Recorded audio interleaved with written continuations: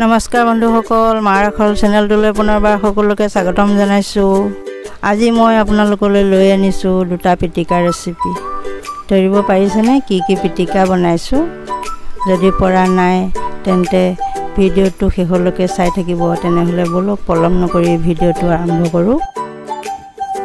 এয়া মই প্ৰথম পিটিকাখনৰ কাৰণে আলু এটা গুচাই দুটুকুৰা কৰি লৈছোঁ, ভাত কেৰেলা 3টা লৈছোঁ, কণী 2টা লৈছোঁ, কেঁচা জলকীয়া 5টা লৈছোঁ আৰু এটা পিঁয়াজ লৈছোঁ। প্ৰথমে আলু, কণী আৰু কেৰেলাকেইটা সিজাই ল'ম। তাৰ বাবে এটা কেৰাহীত অলপ পানী দি এইখিনি দি দিছোঁ আৰু এতিয়া ইয়াতে এইখিনি তল যোৱাকৈ আৰু অলপ পানী দি দিম আৰু নিমখ 2 চামুচো দি দিম। এতিয়া এইখিনি ঢাকি দি 15 মিনিটমান সময় সিজিব দিম। এইখিনি হৈ থকালৈ মই সৰু মাছৰ পাতত দিয়া পিটিকা বনাবৰ বাবে যোগাৰ কৰি লওঁ। এয়া হালধি পাত 3টা ধুনীয়াকৈ ধুই অলপ ৰ'দত দি পাতখন ধোৱা পানীখিনি শুকাবলৈ ৰ'দত দি লৈছোঁ। আপোনালোকে কলৰ পাতো ব্যৱহাৰ কৰিব পাৰে, কিন্তু হালধি পাতত দিলে পিটিকাখনৰ গোন্ধটো ভাল হয়। এনেদৰে পাতকেইখন জাপ কৰি লৈ তাতে পেটু গুচাই ধুই লোৱা সৰু মাছকেইটা একে ঠাইতে দি ল'ব। তাতে নেমু পাত 2টা আৰু আদা পাত 3টা দি দিছোঁ। নেমু আৰু আদা পাত দিলে খাবলৈ বহুত টেষ্টি হয় আৰু ধুনীয়া গোন্ধ ওলায়। আৰু ইয়াতে মই কেঁচা জলকীয়া 5টা দি দিছোঁ। এতিয়া পাতকেইখন এনেদৰে ৰোল কৰি দিব। হাতখন এৰি নিদিব, ধুনীয়াকৈ পকাই ল'ব আৰু এটা ছাইডৰ পৰা এনেকৈ ভাজ কৰি দিব আৰু এটা ছাইড গাঁঠি মাৰি দিব আৰু বাঢ়ি থকা অংশটো কাটি পেলাব। মাছৰ টোপোলাটো জুইত দিবলৈ সাজু হৈ গ'ল। কিন্তু এতিয়া মই আলু ভাত কেৰেলাখিনি চাই লওঁ কি হৈছে।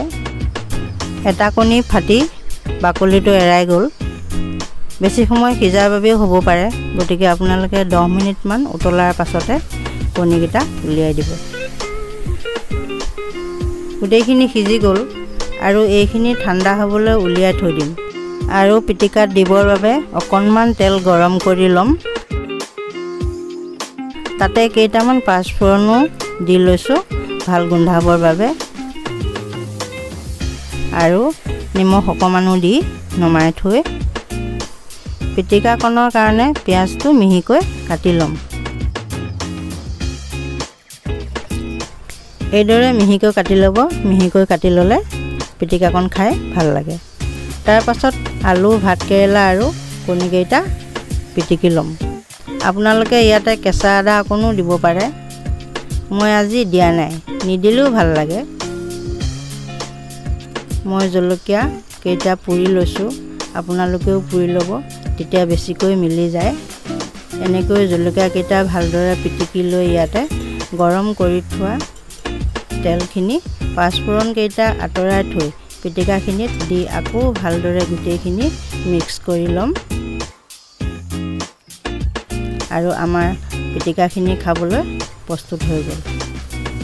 আপোনালোকে বাৰু এনেদৰে কণী আৰু ভাত কেৰেলা পিটিকা বনাই খাইছেনে নাই মোক কমেণ্ট কৰি জনাবচোন। খাবলৈ খুব টেষ্টি হয়, আমাৰ ঘৰৰ সকলোৱে ভাল পায়। এয়া হৈ গ'ল, দেখিবলৈ বহুত ধুনীয়া হৈছে। এতিয়া মাছৰ টোপোলাটো সেকিবলৈ বাহিৰত এডাল জুই ধৰি ল'ম।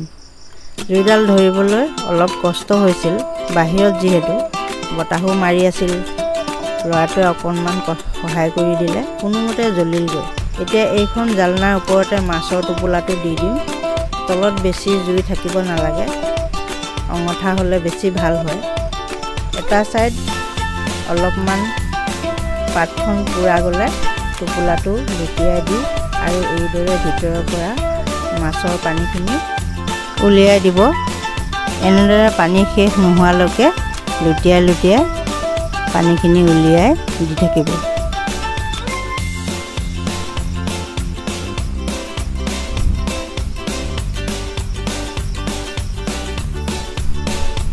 এয়া চাওক পানী নোলোৱা হৈ গ'ল, মানে আমাৰ মাছখিনিও সিজি গ'ল। এতিয়া আমি টোপোলাটো খুলিম। ধুনীয়া গোন্ধ ওলাইছে আৰু মাছখিনিও টান টান হৈছে।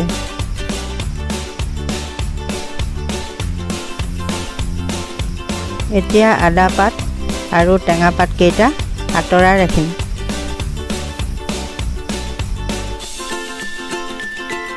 গোটেইখিনি এখন প্লেটত এইদৰে উলিয়াই ল'ম। চাওকচোন ফৰফৰীয়াকৈ সিজি গৈছে। জলকীয়াকেইটাও উলিয়াই লৈছোঁ।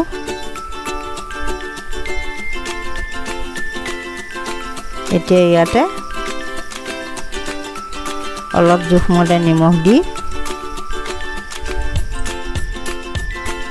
এইখিনিও ধুনীয়াকৈ পিটিকি ল'ম।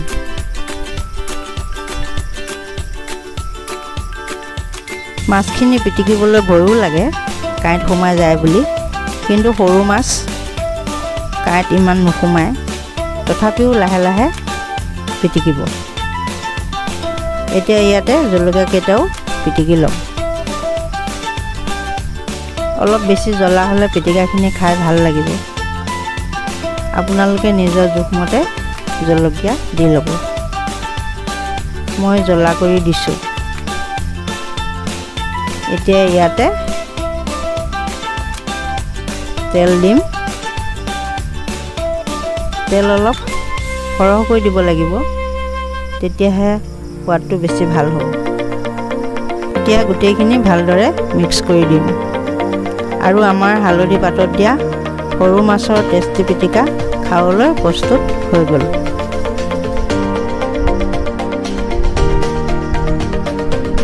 এয়া চাওকচোন দেখিবলৈ কিমান ধুনীয়া হৈছে। আপোনালোকে বাৰু এনেদৰে বনাই খাইছেনে নাই মোক কমেণ্ট কৰি জনাবচোন। আৰু আজি ভিডিঅ'টো চাই কেনে পালে মোক কমেণ্ট কৰি জনাব নাপাহৰিব। যদি ভিডিঅ'টো ভাল লাগে লাইক কৰি দিব, আৰু আজিৰ ভিডিঅ'টোত কোনটো পিটিকাৰ ৰেচিপি বেছি ভাল লাগিল মোক কমেণ্ট কৰি জনাব। আৰু আগলৈ এনেকুৱা ভাল ভাল থলুৱা ৰেচিপি পাই থাকিবলৈ মাৰ আখল চেনেলটো ছাবস্ক্ৰাইব কৰি দিব। আজিলৈ ইমানেই।